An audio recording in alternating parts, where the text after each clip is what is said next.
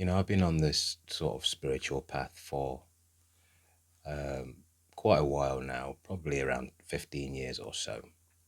And in that time, I've sort of ventured down various different avenues and walked through many different kind of doorways, in exploration. So I've been through like religions, and I've been through philosophy. I've kind of been through occultism and so on, and sort of touched on the sciences. I think all of these kind of avenues are what most people on the spiritual seeking path will kind of venture down. And one thing that has kind of become apparent to me over this time is that there seems to be one thing that many spiritual seekers are always trying to, it seems like trying to avoid, which is basically to be yourself. Now, the kind of typical way of understanding what being yourself means, we kind of often hear it being said as a kind of a motivational thing. Be yourself. It kind of is often said to make somebody feel at ease and so on. But it's always, or certainly usually when you hear it said, it's as if being yourself is like a role that you play. It's an act, and so it's like saying act like yourself rather than being somebody else. There's a famous quote, and I've mentioned this before. I think it's Mark Twain that said it, but I might be wrong. And it's be yourself because everybody else is taken. So this kind of quote in itself suggests that being yourself is like an act that you perform.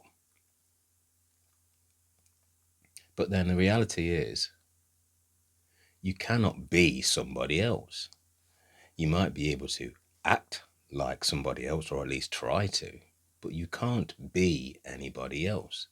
But then at the same time, you know, the idea of being yourself, I think it's one of these things, as many things in spirituality, that we have to look uh, at completely in a different way. It's like the fact that we are kind of regarded as human beings. We're not classed or referred to as being human. We are human beings. But for many of us, we are basically, rather than human beings, we're trying to be human.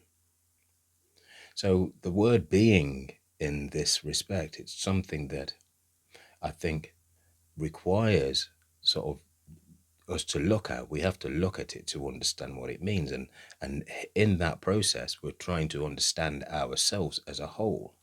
But what we find in spirituality, what I've seen a lot over the years, is people just want to be, or you basically be like somebody else.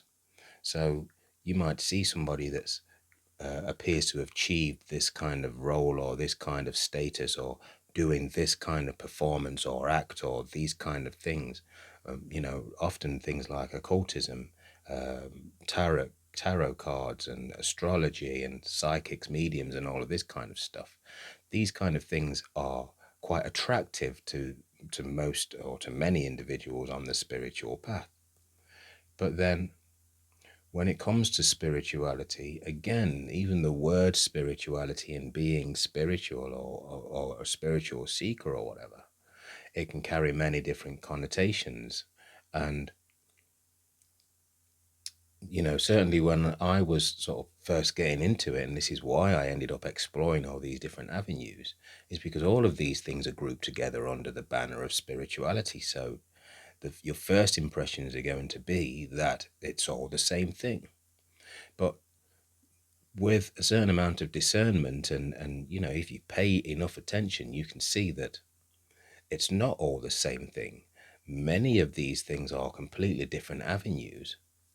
So the approach that I have towards spirituality is basically that being spiritual or being on the spiritual path is like to put the identity, who you are, your kind of the ego self, if you like, to one side, to understand who you are deeper than your kind of mental construct or your psychological impression of who you are.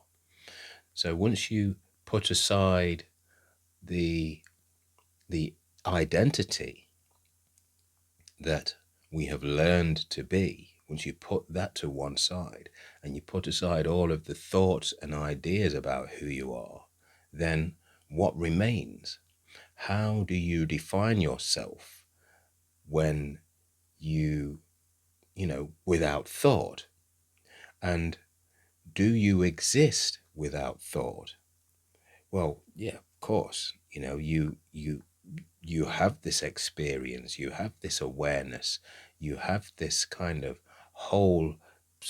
this whole process that's taking place right now. And all of this is happening independently of thought, completely independent of thought. So there's a whole process that's taking place that thought has nothing to do with. But then thought comes along afterwards, and out of thought arises all of these interpretations about this whole experience. So who are you beyond the process of thought? And the word spiritual or spirit then comes into this as a means of saying there is complete awareness that one exists, but when there are no interpretations, no thoughts, concepts, or ideas about existence, spirit or spiritual probably is the closest that one can get towards putting it into words. So from this kind of viewpoint, if there is still a desire to be something other than who you are, if there is no kind of sort of drive, nothing kind of pulling you into that understanding beyond the mental construct of who you are, then there is still identification with the kind of psychological identity. And the thing is with this, the identification and the psychological identification is there is always a sense of lack. There is always this desire that arises out of it, the desire to be something, to achieve something, to be recognized as somebody in some way, shape, or form. When I've spoken before using the pendant, while I've got it, I can speak about it while it's here. Using the pendant, it's like, I use it as a means to explain in a way, to be a visual representation of what I'm trying to say. And effectively, it's like, as I've said in previous videos, with the infant mind being prior to identity and having identification, but there is still awareness. There is still awareness, but not awareness that's conceptual, that's filled with ideas and beliefs and opinions and so on. There was just awareness, complete awareness. So complete awareness of everything that's happening, and I suppose you might say within and without. So there's no separation happening here. But then the moment there is an identity, the identification is the movement of the mind. Once the movement of the mind begins, it's like, from this point, once you have this identification, this self-identification, you are automatically in opposition to the entire universe. So it's like, you see yourself as here, while the entire universe is here. So everything that you want and everything that you desire is over here while you are here. So if you want to achieve something, if you want something more in your life, or if you want a relationship or anything, then you always see it as separate from yourself. But when the mind is brought to like the stillness of the infant, like the infant mind, or what I refer to as the spiritual mind. So the infant mind is the mind of the infant at birth or after birth kind of thing. And the spiritual mind is the mind of the adult once it returns back to this stage of stillness, of complete awareness. And it's this stage where all this observation and the awareness of all of this mind activity takes place. So from this point, one sees all of this. But when there is no awareness of this point of stillness, then observation is bound to the movement of the mind, which is basically, so it might be, the spiritual seeker is here, and what the spiritual seeker seeks is here. So when seeking ceases, when one is no longer seeking, and to kind of allow the mind to find its, to fall into this silence, then observation remains. Awareness is always present. And this awareness and observation then is not of the mind. The mind cannot observe itself. So the mind is the process of movement, and the observation and the awareness is aware and observing the movement of the mind. But as I said before, because we are so identified and caught up with these identifications, then we feel the need to be identified with something else. So even the idea of being spiritual, I am spiritual, this is an identification. Once you are spiritual, then what? What else are you going to be? You're going to be a psychic or a medium or a guru or a teacher or a healer or a tarot card reader or something. So there's always something else to achieve. Once you've achieved that, then what? You're going to add something else to your list of accolades and achievements and your identities. So there's always something that one is seeking in order to feel this sense of fulfillment, in order to keep this movement, this process of movement continuing, this continuation. You know, it's like once the movement begins, it's like the identification is like dropping a stone in a lake, and you first see the ripples. That is the process of the movement of the mind. The ripples are the movements of the mind. But if the movement ceases, if there's nothing that's dropped into the lake, eventually the movement ceases.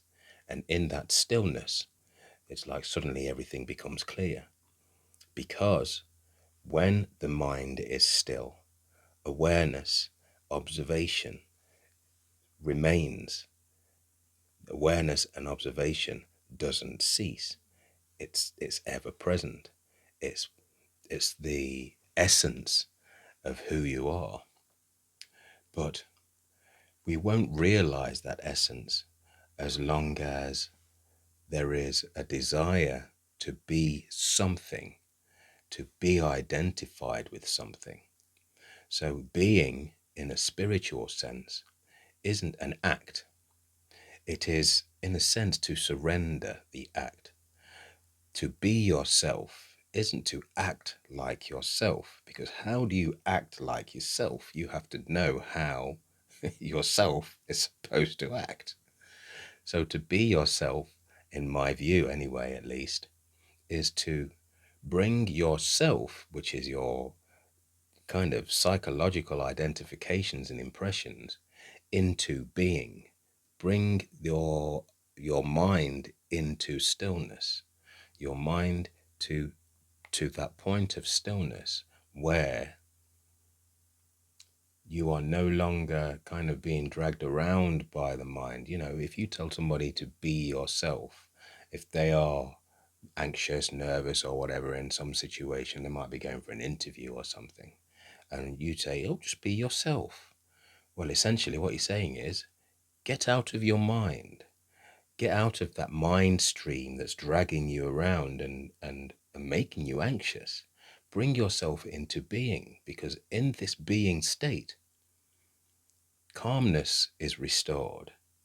All this anxiety and all these things that are going through your body right now, this is as a result of your mind doing backflips and cartwheels and dragging you along with it. But when you bring yourself, this impression that you have of you, who you are, into being, the acting stops. And like that's when your nature takes over and you just um,